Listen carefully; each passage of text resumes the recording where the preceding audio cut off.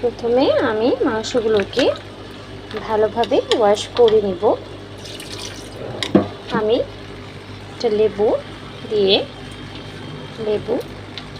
দিয়ে দিব মাংসের মধ্যে, আর একটু লবণ দিয়ে দিব। লবণ দিয়ে ভালো করে মাংসটাকে মেখে নিব। এই মাখার কারণ হচ্ছে যাতে মাংসটার ভিতর থেকে স্মেলটা চলে যায় এবং ফ্রেশনেসটা মনে হয়। ফ্রেশ রাখার জন্য মাংসটাকে আমি এখানে লেবু এবং লবণ পানি দিয়েছি। এখন আমি এটা কিছুক্ষণ এটাকে মেখে তারপর আমি এটাকে ওয়াশ করে নেব। আমি এখন মাংসগুলোকে ওয়াশ করে নিচ্ছি, ভালোভাবে ওয়াশ করে নেব। আমি ক্লিন করে নেব।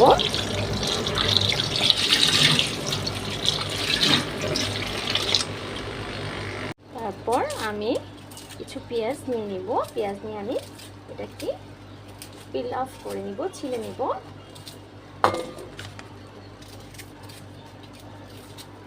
ভালো করে আমি এটাকে পিল অফ করে নেব। পেঁয়াজগুলো পিল অফ করে নিচ্ছি আমি।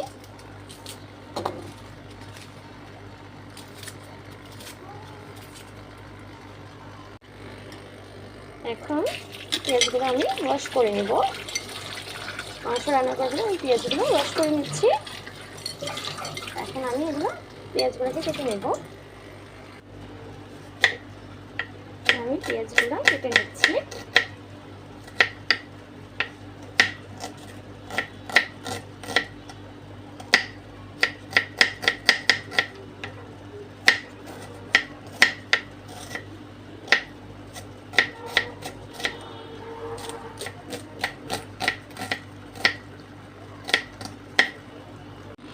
আমি একটা প্যান নিয়ে নিয়েছি।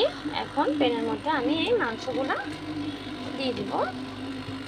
আমি আধা কেজি মাংস নিয়েছি। তারপর আমি এখানে পেঁয়াজ দিয়ে দিব।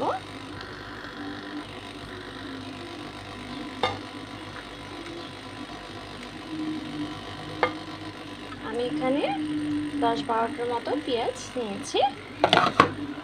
আমি এখানে 3-4টা দারচিনি দিয়ে দিব। 2টা আমি তেজপাতা উপর থেকে ভেঙে দিয়ে দিব। তারপর আমি এখানে 5-6টা লবঙ্গ দিয়ে দিব।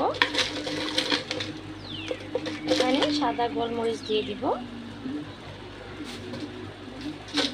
এখানে 1 পিস জয়ত্রী দিয়ে দিব।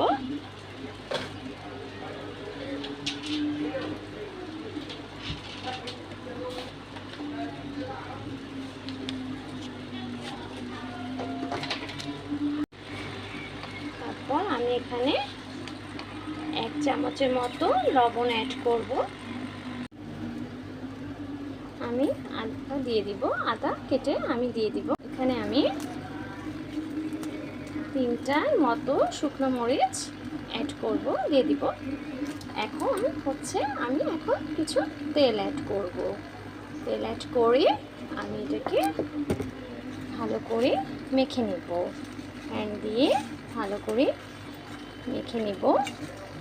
এটা হচ্ছে পাকিস্তানি একটা ডিশ,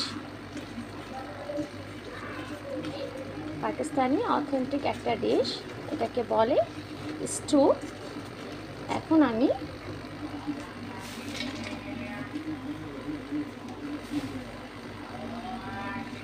আমি এটাকে ভালোভাবে মেখে কিছুটা পানি দিয়ে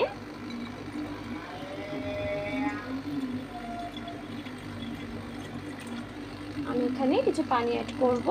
পানি অ্যাড করে আমি এটাকে রান্না করতে চুলায় বসিয়ে দিব। তারপর আমি চুলার হিটটা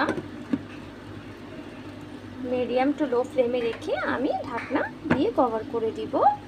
আর আমরা এটা 1 ঘন্টা রান্না করব কম আছে। তারপর যখন রান্না হয়ে যাবে তখন আমরা ঢাকনাটা খুলব। এটা রান্না হচ্ছে, এই ফাঁকে আমরা একটু এখানে শুকনো মরিচ কেটে অ্যাড করে দিব।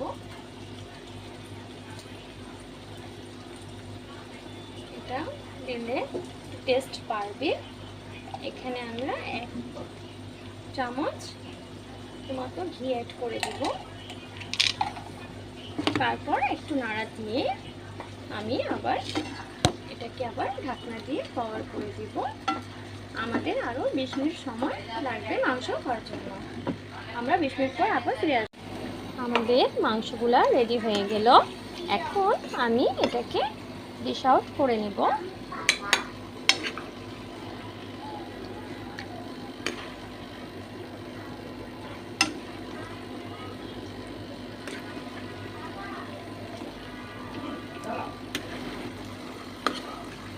আমি এখন মাংসগুলোকে ডিশ আউট করে নিচ্ছি। দেখেন আমাদের রেডি হয়ে গেল পাকিস্তানি বিফ স্টু। এটা একটা ইউনিক রেসিপি এবং এটা অনেক মজাদার, অনেক টেস্টি একটা রেসিপি, সুস্বাদু রেসিপি। আপনারাও এভাবে আমার মতো এটা বানিয়ে খাবেন এবং এটা যে কোনো জিনিসের সাথে, রুটি, মাংস, পোলাও, পরোটা সব কিছুর সাথে এটা খুব ভালো যায়। আপনারা বানিয়ে খাবেন এবং এনজয় করবেন। আপনাদের জন্য ভালোবাসা রইল, শুভেচ্ছা রইল। এবং আপনারা আমার রেসিপিগুলো যদি পছন্দ করে থাকেন তাহলে আমাকে লাইক করবেন, সাবস্ক্রাইব করবেন এবং সাপোর্ট করে আমার পাশে থাকবেন। আজ এই পর্যন্তই। আল্লাহ হাফিজ।